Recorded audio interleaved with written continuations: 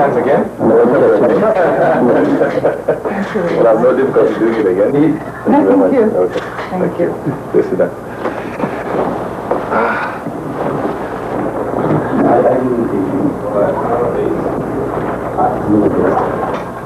That's chilly morning today. Yes. It's windy. Now I've just come from Canada to live there. She said to me, it's very windy there. Oh, yes. Yes. Your Excellency. That's enough. The third world country. To create a zone of confidence, cooperation and good neighborly relations along the line of contact between the Warsaw Treaty and NATO, put forward by the General Secretary of the Central Committee of the Communist Party of Czechoslovakia, Miloš. Here we propose a regular and all-round dialogue between parliaments, governments, political parties, social organizations and non-governmental institutions. We also are working towards the adoption of measures designed to further strengthen confidence beyond the framework of the Stockholm document. Good conditions for a solution of this key issue. We appreciate the readiness of the Soviet Union to resume its moratorium on the tests of nuclear weapons. And we hope that the United States will respond positively. There remains an imperative need to consolidate would be promoted by the halting and eventually also the prohibition of the production of fissionable materials for armament purposes, as well as by the prevention of the spread of combat missile technology. A strengthening of the regime of this treaty would be facilitated greatly by we welcome the fact that the Soviet Union and the United States made proposals from this rostrum a few days ago towards the elimination of these barbarous weapons. This year, Czechoslovakia has exerted increased, still retain their significance. We also advocate speedy negotiations on the prevention. The next speaker is the chairperson of the delegation of Pakistan, Her Excellency Begum Nusrat Bhutto, to whom I now give the floor.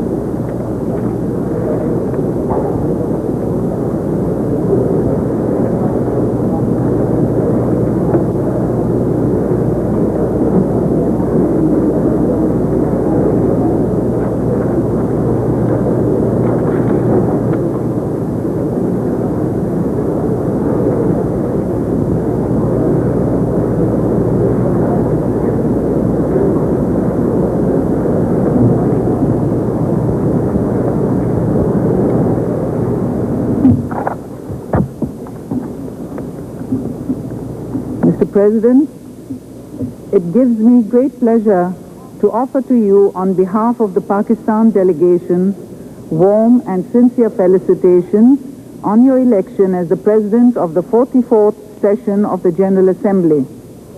Your unanimous election is a tribute to you as well as a recognition of the important role played by Nigeria in promoting international peace, security and progress. Relations between our two countries, which we highly treasure, have always been marked by friendship, understanding and cooperation. We are confident that you will guide the deliberations of the Assembly with distinction. I would like to express our deep appreciation for the leadership provided by your distinguished predecessor, His Excellency Dr. Dante Caputo, in presiding over the previous session of the General Assembly. I would also like to pay a special tribute to the Secretary General, His Excellency Mr. Javier Perez de Cuellar, for his untiring efforts to promote the principles and purposes of the United Nations and the cause of international peace. Under his leadership, the United Nations has emerged as a credible and effective instrument for the promotion and maintenance of peace around the world. Pakistan will continue to extend to him full cooperation for the consolidation of international peace, security and progress. Mr. President, I am honored to bring to this august body the greetings of the people and the government of Pakistan. A new era of democracy was ushered in by the people of Pakistan last December after a long and arduous struggle through a peaceful electoral process. A new spirit pervades our society. Our people are confident. Our political institutions are thriving. Our judiciary is independent, and our information media are free. The government's commitment to the ideals and principles of democracy is matched by an equally firm commitment to promoting the welfare of the people. Since assuming office, Prime Minister Benazir Bhutto has devoted her energies to improving the lot of the poor masses. The government has launched comprehensive programs for the eradication of poverty, elimination of illiteracy, provision of shelter and basic health care, integration of women in development, and the protection of human rights. It has also declared a war on drug trafficking and drug abuse. The people of Pakistan rejoice in the worldwide triumph of democracy and freedom. It is a measure of her commitment to strengthening democracy in Pakistan and elsewhere that the Prime Minister of Pakistan proposed in June this year the establishment of an association of democratic nations. The cultural, historic, and ideological ethos of different countries leads them to choose the models of popular participation best suited to their circumstances. The proposal seeks to bring together democracies so that they draw strength from each other and work jointly for the promotion of human rights and fundamental freedoms. We believe that the consolidation of democratic principles will strengthen the United Nations and the cause of international peace and stability. Mr. President, as we stand at the threshold of the 21st century, the world is undergoing a profound transformation. The East-West dialogue has eased international tensions, and the confrontation of the past could well be replaced by a spirit of constructive competition and cooperation. A number of regional conflicts appear to be yielding to the growing international resolve to settle disputes by peaceful means. While some troubled areas in the world have witnessed an appreciable movement towards peaceful conditions, others continue to be marked by strife. Afghanistan is unfortunately one of those countries where peace has not yet returned. I do not wish to dwell on the past. Suffice it to say that while the epic struggle of the heroic people of Afghanistan led to the withdrawal of the foreign troops, this could not by itself lead to a resolution of the problem. The Geneva Accords of April 1988 did not constitute a comprehensive settlement since they address the external aspects of the problem. The framework for the internal settlement was provided by the United Nations General Assembly in Resolution 43/20, which called for the establishment of a broad-based government in Afghanistan acceptable to the people of Afghanistan. The voluntary return of over 5 million Afghan refugees to their homeland and the free exercise of the right of self-determination by the people of Afghanistan. Elements essential to a comprehensive political settlement. The formation of Afghan interim government in February this year marked an important step towards the objective of setting up a broad-based government in Afghanistan. Mr. President, the Kabul regime has been rejected by the Afghan people and is sustained within a few strongholds through massive infusions of Soviet arms. No representative group or segment of the Afghan population is willing to enter into negotiations or share power with the Kabul regime, which is held responsible for the death and destruction caused by the conflict in Afghanistan during the past decade. The solution lies in the transfer of power to a broad-based government acceptable to the Afghan people. The discredited Kabul regime has, however, refused to transfer power peacefully. In a major propaganda offensive, it has made self-serving proposals which would legitimize it. These proposals have been rejected by the Afghan people. The Kabul regime have failed to hoodwink the Afghan people, or the international community has chosen the path of war in a desperate bid of survival. It is indeed ironic that the Kabul regime, which is responsible for the continuation of the conflict in Afghanistan, should seek to shift the blame to Pakistan by leveling baseless allegations of interference and violations of the Geneva Accord. All such allegations have been investigated by the United Nations Good Office's mission in Afghanistan and Pakistan, and none have been substantiated. Not content with its false propaganda, the Kabul regime has sought to pressurize Pakistan through Scud missile attacks, ground and air violations, and acts of sabotage. Pakistan will not be intimidated and will remain steadfast in its quest for a comprehensive political settlement of the Afghanistan problem. We will continue to lend full support to the UN Secretary General in his efforts to bring about such a settlement.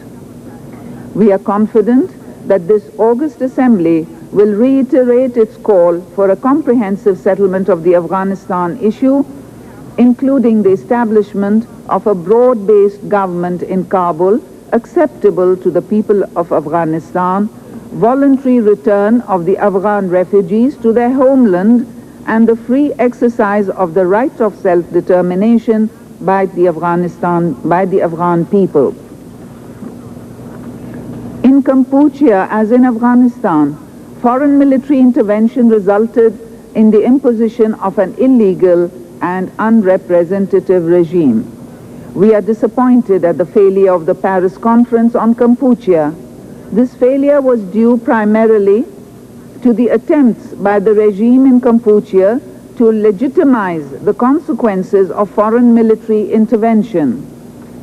It is our earnest hope that a comprehensive political settlement would soon be arrived at, resulting in the free exercise of the right to self-determination by the people of Kampuchea after the complete withdrawal of Vietnamese forces. Mr. President, the tragedy of the people of Palestine endures. Israel continues to deny the inalienable national rights of the Palestinian people and remains in illegal occupation of the Palestinian and Arab territories. The people of Palestine have waged a heroic struggle for the restoration of their national rights.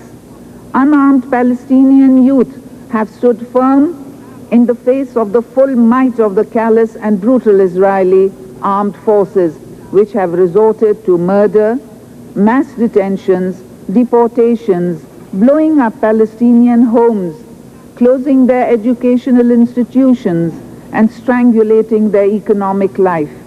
Pakistan condemns these Zionist atrocities. A just and durable solution of the problem is possible only through the unconditional and total withdrawal of Israeli forces from all occupied Palestinian and Arab territories, including Al-Quds al-Sharif, and the restoration of the right of the Palestinian people to self-determination and to establish an independent state of their own in Palestine. Under the leadership of the PLO, their sole and legitimate representative. We believe that this can best be achieved through an international conference on the Middle East with the full participation of the Palestine Liberation Organization on an equal footing. The proclamation of the State of Palestine and the initiatives of the PLO for a peaceful settlement have been widely welcomed throughout the world. The international community, and particularly the Friends of Israel, must persuade Israel to respond in a positive manner to these initiatives. Mr. President, nothing is more repugnant to the human spirit than the spectacle of a society organized on the basis of racist doctrines. The racist minority illegal regime in Pretoria continues to practice the odious system of apartheid with brutal force and intensity. This has left the long-suffering people of South Africa no option but to intensify their struggle against the racist regime. It is our firm conviction that the irrepressible demand of the majority community of South Africa for equality, liberty, and majority rule cannot be suppressed for long. The government of Pakistan fully supports their valiant struggle for freedom, equality, and dignity. We support the demand of the international community for the imposition of comprehensive and mandatory sanctions against the racist Pretoria regime till the eradication of apartheid and the establishment of majority rule in South Africa. We must ensure that there is no retrogression in areas where the United Nations has achieved success in promoting peaceful solutions to raging conflicts. With the approaching independence of Namibia, a stronghold of colonialism is nearing its end. The valiant and protracted struggle of the people of Namibia under the dynamic leadership of SWAPO, supported by the United Nations, has paved the way for Namibia's independence. The international community must ensure that the independence plan is scrupulously adhered to by South Africa and all practices in contravention of the letter and spirit of Security Council Resolution 435 are seized forthwith. Pakistan is proud to be associated with the implementation of the independence plan under the aegis of the United Nations through the contribution of personnel to the UN Transition Assistance Group. The day is not far when Namibia will occupy its rightful place as an independent state in the Committee of Nations.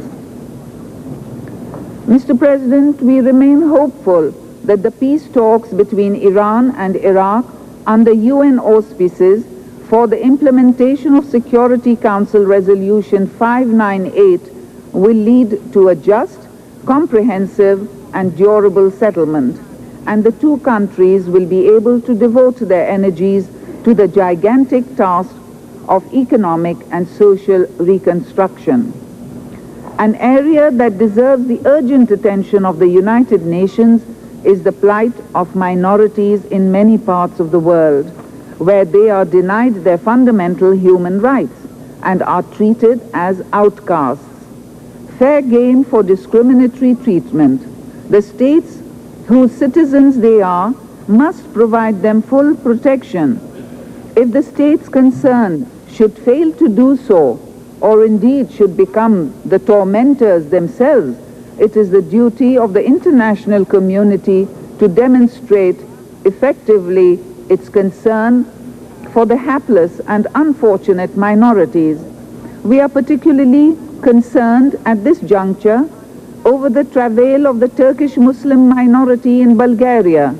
More than 300,000 Bulgarian Muslims have been forced to take refuge in Turkey. We hope that the policy of forced assimilation, which has led to this exodus has evoked worldwide concern, will be abandoned and the human rights of the Bulgarian Muslims respected. Mr. President, the positive developments in the political arena between the East and the West are not, unfortunately, reflected in the field of international economic relations, particularly between the North and the South. Despite a recognition of the growing interdependence of the world economy, the divide between the rich and the poor nations continues to widen. Dialogue remains stalled, and the economic problems of the developing world remain unaddressed.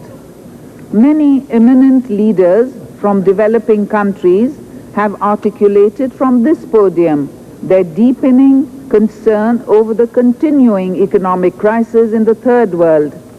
The socio-political consequences of this crisis for the developing economies are only too well known. The fundamental issues facing the developing world is a simple one.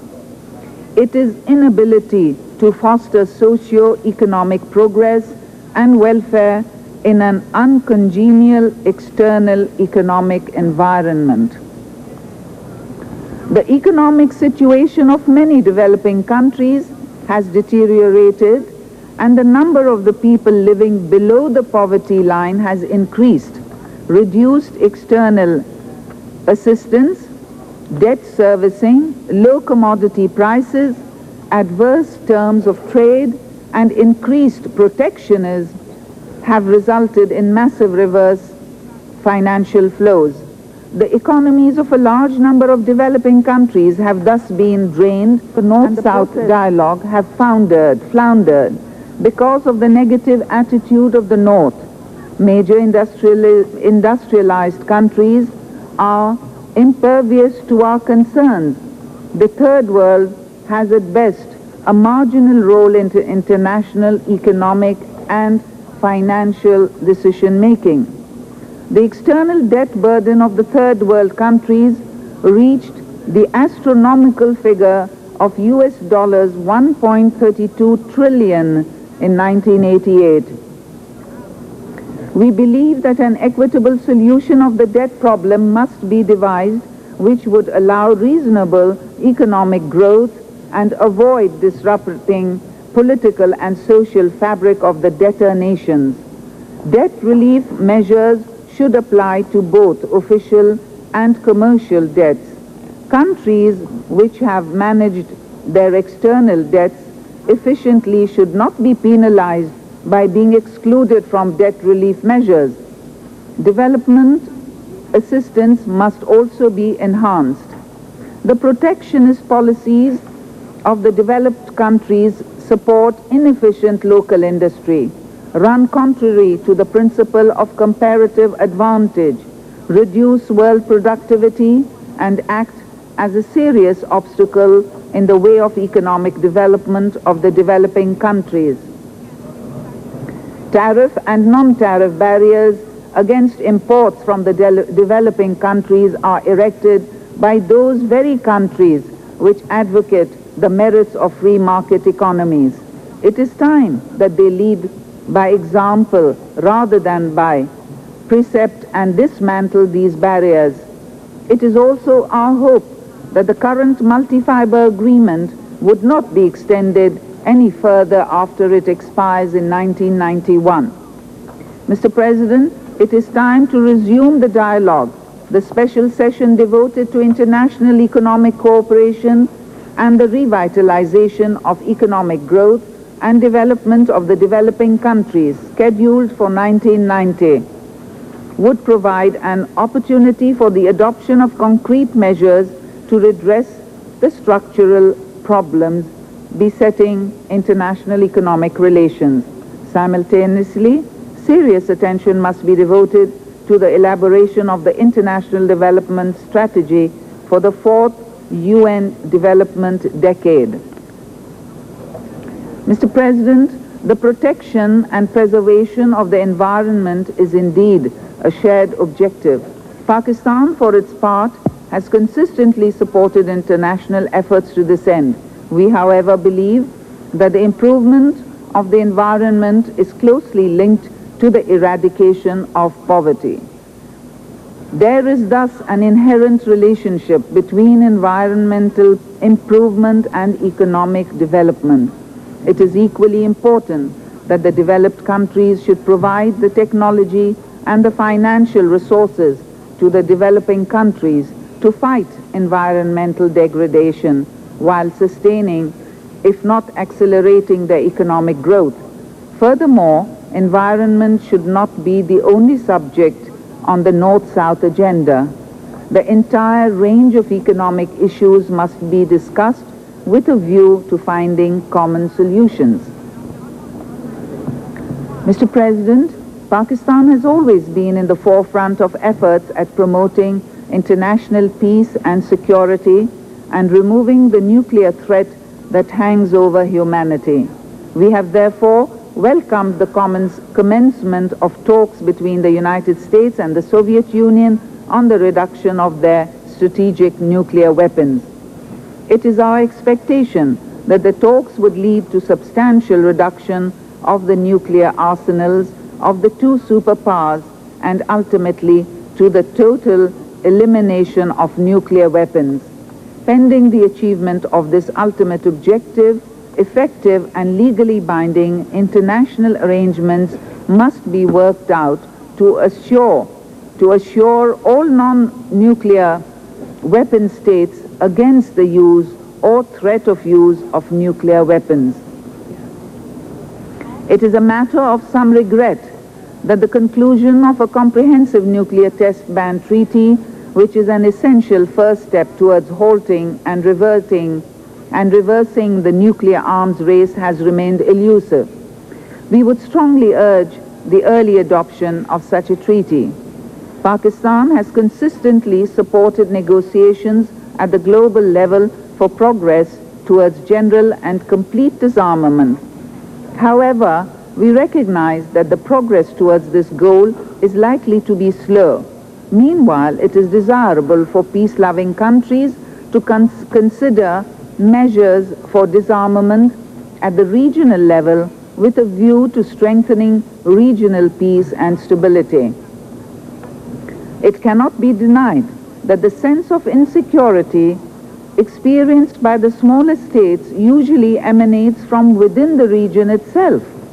The origin of such insecurity lies in a variety of factors, including unresolved territorial disputes, ambitions for regional dominance, hegemonic designs, and interventionist policies. Further, the security concerns of the states differ from region to region, depending upon the nature of their threat perceptions. Therefore, a regional approach offers the most realistic prospect for rapid progress towards disarmament. We believe that confidence building and disarmament negotiations should be pursued simultaneously at the global as well as the regional level. Pakistan abides by the concept of nuclear non-proliferation, but it also expects the nuclear powers to reciprocate by eliminating their own nuclear weapon stocks.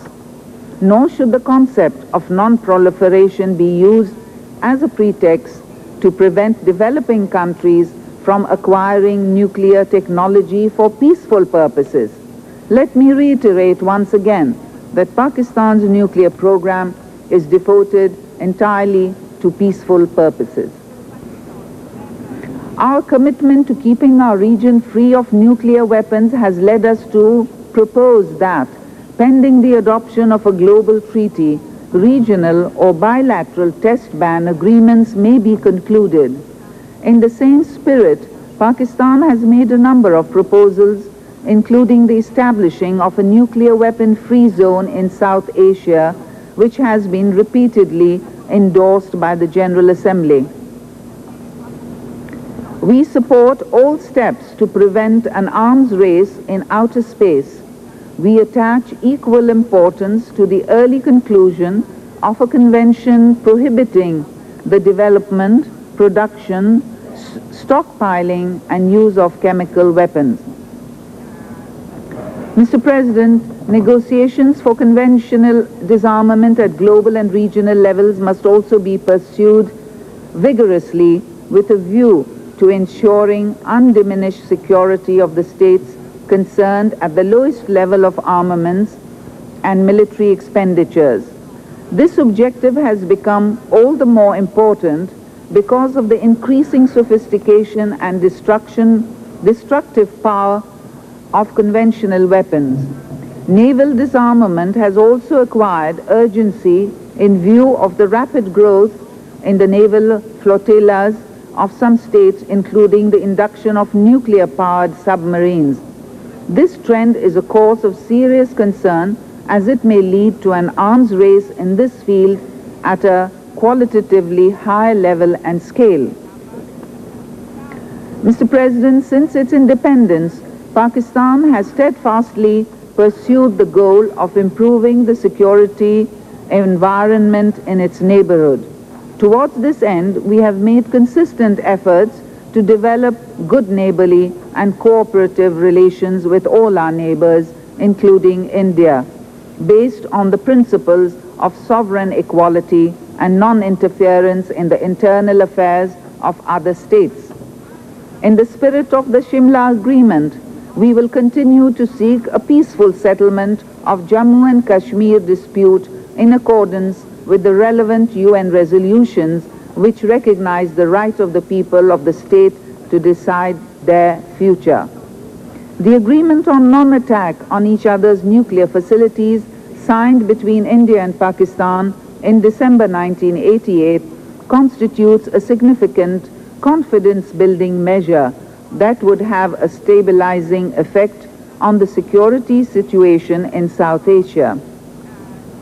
We, on our part, are prepared to enter into negotiations for other similar measures. It is our hope that India would respond positively to our initiatives and proposals aimed at strengthening regional peace and security. The South Asian Association for Regional Cooperation offers an excellent opportunity to its member states to forge greater cooperation among themselves. The fourth SAARC summit held in Islamabad in December last year took a number of momentous decisions for evolving regional approaches to common problems.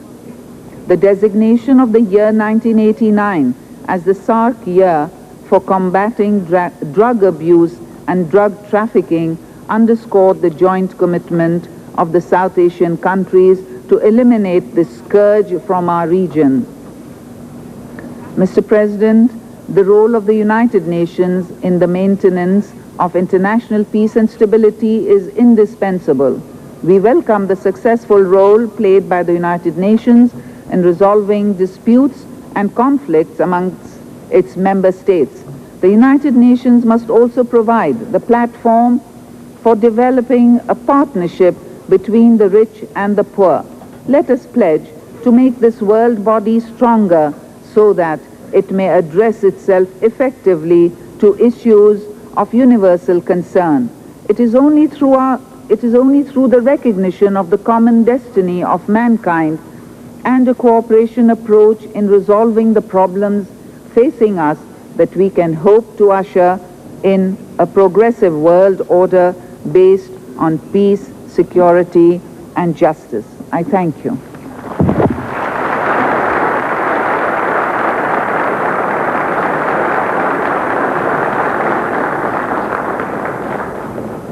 I thank the senior minister and chairperson of the Pakistani delegation for her statement, and Senator the Honorable.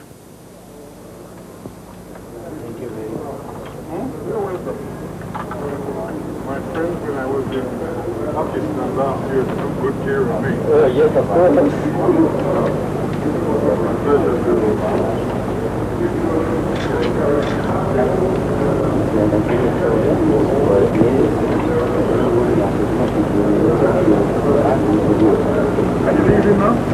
वैसे तो उसमें भी